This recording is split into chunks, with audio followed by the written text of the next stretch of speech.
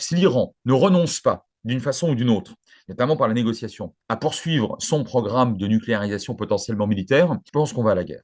Je pense que Trump, c'est pas tant pour défendre Israël que pour défendre ses très gros clients très solvables, L'Arabie à savoir les Saoudite. pétromonarchies dans lesquelles il avait investi en tant qu'homme d'affaires avant même sa première campagne électorale, alors qu'il n'avait absolument jamais rien investi en Israël. Ça n'intéressait pas Israël. Donc, en fait, Trump, ce qui l'intéresse en interne, ce sont les évangéliques très puissants, presque 100 millions maintenant. Il y a encore 30 ans, il n'était que 40 millions. Et à l'extérieur, ce sont des marchés. C'est quelqu'un qui est imprévisible sur beaucoup de choses, mais qui est très prévisible au moins sur un point, c'est le portefeuille du contribuable américain. Et ce sont les ventes de produits civils et militaires à très haute valeur ajoutée, notamment dans le Golfe, dans les pays solvables.